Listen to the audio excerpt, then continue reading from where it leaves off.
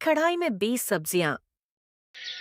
हाय बहू, ये क्या हाल कर दिया तूने कढ़ाई का। तू इसको ठीक से मांजती नहीं है। अरे माँ जी की कढ़ाई है ये, यानी कि उनका आशीर्वाद। जब रसोई मेरे हाथ में थी ना तो मैं इतना साफ रखती थी इसको कि कोई इसमें शक्ल देख ले। कई बार तो हमें कहीं पार्टी में जाना होता था तो मैं शीशे के आगे खड़े होकर तैयार होती थी। तब नीलांश के पापा इसी कढ़ाई में देखकर कंघी कलर कर लेते थे। लेकिन आज इसकी हालत देख, इसको देखकर ऐसा लगता है जैसे इसे पी लिया हो गया हो। सब्जी की रंगत अभी तक नहीं गई इसमें से। मम्मी जी, कल मैंने इसे 2 बार मांजा था, बल्कि ईंट का टुकड़ा भी लाई थी इसे मांजने के लिए। लेकिन अब इतने सालों पुरानी कढ़ाई है और तीनों वक्त इसमें खाना बनता है, तो इसलिए ये हालत तो होगी ही ना। चुप कर, मुझे मत सिखा। आजकल की तुम लड़कियां किसी भी चीज में जी लगाना ही नहीं चाहती। तेरी दादी सास और मैंने भी इसमें कितना खाना बनाया है, लेकिन तब तो ये चांद की तरह चमकती थी। अब जितना तूने जुबान चलाई है ना, इतने हाथ भी चला ले तो ये अच्छे से साफ हो जाएगी। ऐसा कहकर नीना देवी रसोई से चली गई। हाँ, लगता है इस कढ़ाई को घिसते घिसते मेरे हाथ की रेखा घिस जाएगी। लेकिन ये कढ़ाई मम्मी जी कभी इस रसोई से हटने नहीं देंगी। ये है आकांक्षा मेहरा, मेहरा परिवार की इकलौती बहू, जिसकी शादी को साल भर हो गया था और वो तब से एक ही बात कह रही थी कि इस कढ़ाई को बदलो और घर में कुछ नए बर्तन लाने दो। लेकिन अपनी पुरानी कढ़ाई के प्यार से बंधी हुई सास भला उसे ऐसा कहाँ करने देती। अगले दिन नीना देवी, आकांक्षा बहू, ला सब्जी का थैला दे, मैं बाजार से जाकर सब्जी ले आऊँ। आप सब्जी लेने जाएंगी मम्मी जी? हाँ तो मुझे क्या डॉक्टर ने सब्जी लाने से मना किया है? अरे थोड़े बहुत हाथ पैर सास को भी चलाने चाहिए, नहीं तो बहुओं को लगता है कि सास तो बस सारा दिन बैठकर रोटियां ही तोड़ती है। आकांक्षा अपनी सास को सब्जी का थैला दे देती है, जिसे लेकर वो मंडी चली जाती है। सुन भैया, 3 किलो आलू छांट दे, लेकिन सुन, आलू जरा अच्छे डालियो। अरे तुम चिंता मत करो माता जी, मैं एकदम बढ़िया चीज ही दूंगा। ऐसा कहकर वो साफ साफ 3 किलो आलू तोल देता है। इसके बाद कुछ और सब्जियां लेकर वो घर आ जाती है। ले बहू सब्जियां, और सुन, साथ में धनिया पुदीना भी लाई हूँ, आज बढ़िया सी चटनी भी बना दे। ठीक है मम्मी जी। और हाँ, सब्जी में फ्राई गोभी बना लेना कढ़ाई में। फ्राई गोभी का स्वाद ही अलग है और मेरे बेटे को भी पसंद है। ठीक है मम्मी जी। तभी आकांक्षा की ननद वहाँ आती है। भाभी, गोभी के साथ थोड़ी चाउमीन भी बना लेना। है, ये कैसी फरमाइश है? गोभी के साथ चाउमीन है तो क्या हो गया? आप तो ऐसे चौंक गई जैसे मैंने शाही पकवान और सादा खाना साथ में मांग लिया हो। अब मेरी बेटी का इतना मन है तो बना दे, और वक्त ही कितना लगता है। हाँ, मैं तो जैसे इनकी नजर में बस एक कुक हूँ, जो बस पकाती जाऊं। खैर, बहुओं का मतलब भी तो यही होता है। चल आकांक्षा बेटा, लग जाए इनकी फरमाइशें पूरी करने। शाम को आकांक्षा सबके लिए अपनी सास की प्यारी कढ़ाई, साथ ही घर की इकलौती कढ़ाई में सब्जियां बनाना शुरू कर देती है। लेकिन पहले उसमें वो चाउमीन बनाती है, और चाउमीन बनने के बाद वो उसमें फ्राई गोभी की सब्जी बनाती है, जिसके बाद वो आटा गूंथ कर रोटी भी बनाती है। और इन सब में उसे पूरे 2 घंटे लग जाते हैं। रात को थकी हारी आकांक्षा अपने कमरे में जाती है तो अपने पति आरव से कहती है, आरव, मैं ना परेशान हो गई हूँ यार तुम्हारी उस खानदानी कढ़ाई में खाना पकाते पकाते। वो इतनी बड़ी और भारी कढ़ाई है कि उसे गर्म होने में इतना वक्त लगता है, और ऊपर से एक से दूसरी सब्जी बनानी हो तो उसका वेट करते रहो। साफ साफ कहो ना आकांक्षा, क्या कहना चाहती हो? और तुम पहेलियां बुझा रही हो। पहेलियां नहीं बुझा रही, बल्कि बता रही हूँ अपनी समस्या। लेकिन तुम और तुम्हारी माँ है जो इस बहू की गाथा सुनने को तैयार ही नहीं है। अरे आजकल नॉनस्टिक बर्तनों का जमाना है और उसमें खाना बनता है। इन सब में भला कौन ही बनाता है? ऐसी कढ़ाइयां तो बाबा आदम के जमाने में होती होंगी। अरे धीरे बोल मेरी माँ, तुम जानती नहीं हो मम्मी को अपनी उस कढ़ाई से कितना प्यार है। तुम्हें पता है ना, सिर्फ हमारा बचपन बल्कि पापा का बचपन भी उस कढ़ाई में बना खाना खाकर ही बीता है। इसीलिए मम्मी तो उस कढ़ाई को नहीं बेचने देंगी। और तुम्हें भी प्रॉब्लम क्या है यार? खाना ही तो बनाना है। अब नॉनस्टिक कढ़ाई में बनाओ या पुरानी कढ़ाई में।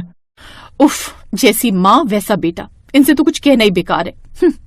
आरिफ भी उसकी बातों को अनसुना कर देता है और ये सिलसिला ऐसे ही कुछ दिनों तक चलता रहता है। जैसे तैसे करके आकांक्षा उस कढ़ाई में खाना बनाकर काम चला रही थी। यूं ही समय बीता। एक रोज आकांक्षा की सहेली नीतू का उसे फोन आता है। आकांक्षा यार, मुझे किचन का कुछ सामान लेना है, तू फ्री है तो मेरे साथ चल ना शॉपिंग के लिए। अच्छा ठीक है, तू ऐसा कर 1 घंटे में आ जा, तब तक मैं अपना थोड़ा काम निपटाकर फ्री होकर रेडी हो जाती हूँ। 1 घंटे बाद आकांक्षा नीतू को लेने आ जाती है और दोनों सहेलियां शॉपिंग के लिए मार्केट चली जाती हैं। वो वाली क्रॉकरी देख, ये सुंदर लग रही है ना? हाँ यार, बड़ी सुंदर है। ठीक है, तो मैं ये पैक करवा लेती हूँ। भैया आप इसे पैक कर दीजिए। नीतू अपना सामान पैक करवा रही थी, तभी आकांक्षा की नजर दुकान में रखी कढ़ाई में जाती है। अरे वाह, ये कढ़ाई कितनी अच्छी है, हल्की भी है, खाना भी जल्दी बन जाएगा। भैया ये वाली कढ़ाई कितने की है? जी 2000 की। 2000? क्या हुआ आकांक्षा, तुझे पसंद आई? हाँ, लेकिन अभी मेरे पास पैसे नहीं है, सिर्फ ये 1000 ही है। बाकी के 1000 मैं दे देती हूँ, तू बाद में दे देना। हाँ, ये भी ठीक रहेगा। अब आकांक्षा वो कढ़ाई ले लेती है और उसे लेकर घर आ जाती है। अरे बहू, तू ये क्या ले आई? नॉन स्टिक कढ़ाई लायो माँ जी, अच्छी है ना?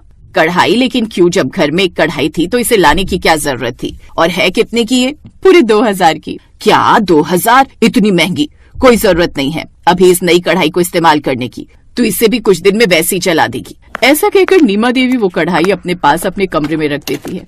बेचारी आकांक्षा जो नई कढ़ाई देखकर खुश थी, एक बार फिर मायूस हो जाती है और ना चाहते हुए भी उसे फिर से उसी पुरानी कढ़ाई में खाना बनाना पड़ता है। फिर एक रोज, हाँ हाँ बेटा, ये आइडिया ठीक रहेगा। तू अपने जन्मदिन पर अपने ऑफिस के दोस्तों को घर पर ही बुला ले। हाँ, मैं भी यही सोच रहा था। वैसे भी वो लोग पार्टी की डिमांड कर रहे थे, तो मैंने कहा बाहर के खाने से मेरा पेट खराब ही हो जाता है, इसीलिए तुम सब घर पर ही आ जाओ। ये तो तूने सही किया बेटा, बाहर के खाने से तो मेरा भी पेट खराब हो जाता है, इसीलिए बाहर का खाना नहीं मंगवाएंगे बल्कि घर का ही खाएंगे। हाँ, तो इसमें कौन सी बड़ी बात है? वैसे भी बहू तो खाना बनाने में माहिर है, तो वो बना लेगी। हाँ, बहू तो जैसे 5 स्टार होटल की बावर्ची है ना, जो तरह तरह की डिश बनाएगी। लेकिन पतिदेव का बर्थडे है तो मना भी तो नहीं कर सकती। आरव के बर्थडे के लिए आकांक्षा हाँ कर देती है। बहू, कम से कम 20 सब्जियां बनाकर तैयार कर ले, अब मेहमान रोज रोज तो घर में आते नहीं। 20 सब्जियां? 20 सब्जियों का नाम सुनकर ही आकांक्षा का सर चकराने लगता है, लेकिन फिर आरव की खातिर वो ये करने के लिए तैयार हो जाती है और फिर कुल मिलाकर 40 लोग बर्थडे पर इनवाइटेड हो जाते हैं और आकांक्षा को बनानी थी 20 सब्जियां, इसलिए वो सुबह सबको ब्रेकफास्ट कराने के बाद ही शाम के खाने की तैयारी में लग जाती है। ऐसा करती हूँ आज माँ जी से नई वाली कढ़ाई मांग लेती हूँ, यही सोचकर वो अपनी सास के पास जाती है। नहीं, बिल्कुल भी वो कढ़ाई नहीं मिलेगी। जो स्वाद पुरानी कढ़ाई में खाना बनाने में आता है वो नई में कहाँ आएगा? लेकिन माँ जी 20 सब्जियां उस कढ़ाई में बनाते बनाते शाम हो जाएगी। हाँ तो लगने दे, अभी तेरे पास पूरा दिन भरना है, तू आराम से बना लेगी। आकांक्षा चेहरा लटकाकर वहाँ से चली गई और किचन में जाकर तैयारियां करने लगी। सबसे पहले उसने शाही पनीर की सब्जी बनाई, उसके बाद उसने कढ़ाई मांजी, फिर उसमें मलाई कोफ्ते की सब्जी बनाई, फिर उसने कढ़ाई धोई और उसमें मिक्स वेज की सब्जी बनाई। ऐसे ही करते करते उसे शाम के 6 बज गए। घर में मेहमानों का आना भी शुरू हो गया। अरे नीमा जी, आपकी बहू कहाँ है? कहीं दिखाई नहीं दे रही। वो बस खाने की तैयारी में लगी है किचन में। ओह अच्छा अच्छा। लेकिन ऐसा करते करते अब उसे काफी देर हो गई। ओह गॉड, इस एक कढ़ाई में 20 सब्जियां बनाते बनाते तो मुझे सुबह से शाम हो गई, लेकिन अभी तक नहीं बनी। इससे तो अच्छा होता मेरी शादी किसी बर्तन वाले से हो जाती, तो कढ़ाई तो नहीं इस्तेमाल करने को मिलती। कुछ देर बाद उसकी सास वहाँ पर आई। ये क्या बहू, सुबह से ये 19 सब्जियां बनी है, ऐसे तो तू सुबह कर देगी। अब एक कढ़ाई में तो इतना वक्त तो लगेगा ही ना मम्मी जी, ऊपर से इतनी भारी लोहे की कढ़ाई है, इसे गर्म होने में भी वक्त लगता है। 20वीं सब्जी बन रही है कढ़ाई में, सुबह से अभी तक मेरी हालत भी खराब हो गई है। मैंने कहा था कि इस कढ़ाई में बहुत वक्त लगता है। अपनी बहू का ये हाल देखकर अब नीमा देवी को अपनी गलती का एहसास होता है। मैं गलत थी, कभी कभी हमें जमाने के साथ बदलना भी चाहिए। बहू, अब से मैं तुझे बिल्कुल रोक टोक नहीं करूंगी, जैसा तेरा मन करे उस हिसाब की कढ़ाई में खाना बना। उस रोज के बाद नई कढ़ाई इस्तेमाल होने लगी, लेकिन सास की कढ़ाई को भी उस रसोई में जगह दी गई। लेकिन उस दिन के बाद उस कढ़ाई को घर में 20 सब्जियों वाली कढ़ाई के नाम से जाना गया। एक तवे पर 20 तरह की सब्जियां। मनोहर का ठेला सजा हुआ था। मनोहर का ठेला आम ठेलों जैसा नहीं था। उसके पास एक बहुत बड़ा तवा था जिस पर उसने खाने के शौकीनों के लिए 20 अलग अलग तरह की सब्जियां रखी थी। कोई आलू गोभी थी तो कोई पनीर टिक्का, कहीं मलाई कोफ्ता महक रहा था तो कहीं दाल मखनी। मनोहर एक ही तवे पर सब्जियों को गर्म करता और अपनी खास रोटियों के साथ लोगों को परोसता। तभी उसके ठेले पर सज धज कर एक औरत आती है। भैया जी जरा सुनिए, एक काम कीजिए, मेरे लिए एक प्लेट लगाइए जिसमें आलू, आलू पालक और गोभी की सब्जी हो, और हाँ, रोटियों में वैरायटी देना, एक मेथी की रोटी, एक धनिया वाली और एक चावल की रोटी भी लगा देना। बिल्कुल बहन जी, अभी लीजिए। हमारी रोटियां तो गरम गरम ही अच्छी लगती हैं। सोनू, ओ सोनू, जरा जल्दी से तवे पर मेथी और चावल वाली रोटी डाल दो, बहन जी खड़ी हैं। मनोहर ने फटाफट औरत की पसंद का खाना सजाया और उसे परोस दिया। उस औरत को खाना इतना पसंद आया कि उसने बिना कुछ कहे पर्स से 200 रुपए निकाले और मनोहर को थमा दिए। मनोहर के उस छोटे से ठेले पर 3 लोग काम करते थे। सोनू रोटियां बेलने और सेकने का मास्टर था।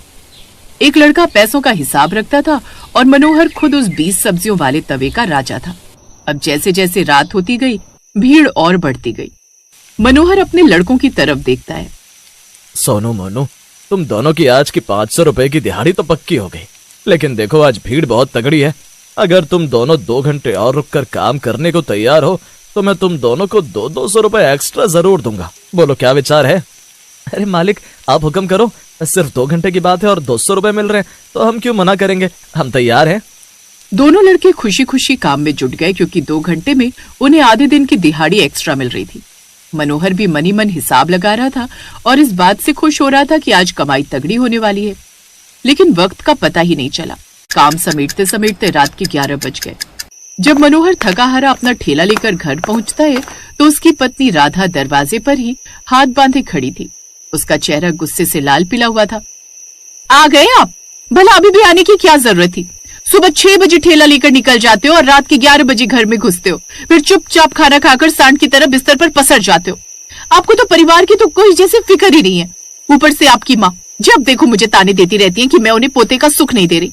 अरे संतान का सुख तो तब मिलेगा ना जब मुझे पति का सुख हासिल होगा। आप तो बस उसी तवे से चिपके रहते हो। मनोहर ने इधर उधर देखा कि कहीं माँ न जाग जाए। उसने झट से राधा का हाथ पकड़ा और उसे कमरे के अंदर ले गया। राधा थोड़ा धीरे बोल, माँ सुन लेगी तो क्या सोचेगी कि उनकी बहू कैसी अश्लील बातें कर रही है। अरे क्या हो गया, बच्चा ही तो है, आज नहीं तो कल हो जाएगा। लेकिन पैसे कमाना आज के टाइम पर ज्यादा जरूरी है। कल को बच्चा होगा तो वो क्या बोलेगा कि उसके बाप ने उसके लिए क्या किया। मेरा बस चले तो मुझे कम से कम 10 बच्चे चाहिए, पर उनके लिए बैंक बैलेंस भी तो होना चाहिए ना। 10 बच्चे? शर्म नहीं आती आपको ऐसी बातें करते हुए? यहाँ एक केले तरस रही हूँ और आप मजाक उड़ा रहे हो। आपको अपनी सिर्फ उन 20 सब्जियों की चिंता है, मेरी भावनाओं की कोई कदर ही नहीं है। राधा गुस्से में मुंह फेर कर सो गई, लेकिन मनोहर को नींद नहीं आ रही थी। उसे लग रहा था कि वो जो कर रहा है परिवार के भले के लिए कर रहा है। अगले सुबह फिर वही रूटीन शुरू हुआ। मनोहर सुबह जल्दी उठा और मंडी जाकर ताजी सब्जियां ले आया। दोपहर होते होते उसका तवा फिर से महकने लगा। तभी उसके ठेले पर एक बूढ़ा आदमी आया जो काफी परेशान लग रहा था। बेटा बड़ी भूख लगी है, पर मेरे पास सिर्फ 20 रुपए हैं। क्या इन 20 रुपयों में कुछ खाने को मिल जाएगा? बाबा फिक्र क्यों करते हैं, आप यहाँ बैठो। सोनू, बाबा के लिए एक बढ़िया स्पेशल थाली लगा बेटा, और पैसे मत लेना। मनोहर का दिल बड़ा था लेकिन घर की टेंशन उसे खाए जा रही थी। शाम को जब काम थोड़ा हल्का हुआ तो सोनू ने मनोहर से पूछा, मालिक आप आज थोड़े उखड़े उखड़े लग रहे हैं, सब ठीक तो है ना? क्या बताऊं सोनू, घर में कलेश मचा रहता है। राधा कहती है मैं उसे टाइम नहीं देता। अब तू ही बता, अगर मैं यहाँ खड़ा ना हो तो ये 20 सब्जियां कौन बनाएगा? घर का खर्चा कैसे चलेगा? मालिक बात तो आपकी सही है, पर भाभी जी भी अपनी जगह गलत नहीं है। पैसे तो हाथ का मैल है, पर परिवार का साथ दोबारा नहीं मिलता। आप कभी कभी जल्दी घर जाया करो। मनोहर को सोनू की बात थोड़ी समझ तो आई, पर लालच और जिम्मेदारी के बीच वो फंसा हुआ था। तभी ठेले पर एक रईस आदमी अपनी बड़ी गाड़ी से उतरता है। उसने मनोहर के तवे को देखा और हैरान रह गया। भाई साहब, मैंने सुना है आपके पास 20 तरह की सब्जियां होती हैं। मुझे एक पार्टी के लिए ऑर्डर देना है कि आप कल शाम को मेरे फार्म हाउस पर आ सकते हैं। मैं आपको मुंह मांगा पैसा दूंगा। साहब क्यों नहीं, आप बस पता लिख दीजिए, मैं और मेरे लड़के पूरी तैयारी के साथ पहुंच जाएंगे। मनोहर ने सोचा कि इस एक ऑर्डर से इतने पैसे मिल जाएंगे कि वो राधा के लिए कोई गहना बनवा सकेगा और शायद वो खुश हो जाए। कुछ घंटों बाद जब वो घर पहुंचा और उसने राधा को ये बात बताई। राधा देख, कल एक बहुत बड़ा ऑर्डर मिला है। अगर ये सही रहा तो मैं तुझे वो सोने की झुमकी दिला दूंगा जो तूने उस दिन सराफे की दुकान पर देखी थी। मुझे झुमकी नहीं चाहिए मनोहर, मुझे बस आपका वो समय चाहिए जो आप उन सब्जियों को देते हो। क्या हम कल कहीं बाहर घूमने नहीं जा सकते? कल रविवार है। पागल हो गई है क्या? रविवार को ही तो सबसे ज्यादा कमाई होती है। तू बस थोड़े दिन और रुक जा, फिर हम खूब घूमेंगे। इतना बोलकर मनोहर सो जाता है और अगले दिन मनोहर फार्म हाउस पर पहुंच जाता है। उसने अपनी पूरी जान लगा दी। लोग उसकी 20 सब्जियों के दीवाने हो गए। पार्टी के मालिक ने खुश होकर मनोहर को उम्मीद से दुगने पैसे दिए और इस तरह मनोहर खुशी खुशी घर लौट रहा था। रास्ते में उसने राधा के लिए झुमकी खरीदी और माँ के लिए साड़ी। उसे लगा आज तो सब बहुत खुश होंगे, पर जैसे वो घर के पास पहुंचा उसने देखा कि घर के बाहर भीड़ लगी है और एम्बुलेंस खड़ी है। सोनू, ये क्या हो रहा है? ये भीड़ यहाँ क्यों है? मालिक, भाभी जी अचानक बेहोश हो गई थी। माँ जी चिल्लाई तो पड़ोसियों ने एम्बुलेंस बुला ली। उसकी बात सुनकर मनोहर काफी घबरा जाता है और तुरंत अंदर भागता है, जहां वो देखता है कि राधा स्ट्रेचर पर लेटी हुई है और उसकी माँ फूट फूट कर रो रही थी। थोड़ी देर बाद उसे अस्पताल ले जाया जाता है और राधा का चेकअप करने के बाद डॉक्टर जब बाहर आता है तो मनोहर डॉक्टर से सवाल करता है। डॉक्टर साहब, मेरी राधा कैसी है? क्या हुआ है उसे?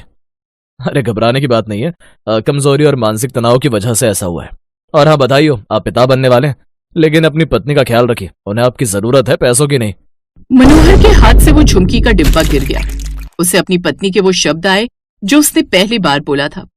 तब उसे एहसास हुआ कि वो पैसे कमाने की दौड़ में इतना अंधा हो गया था कि उसे अपनी पत्नी की तकलीफ दिखी नहीं।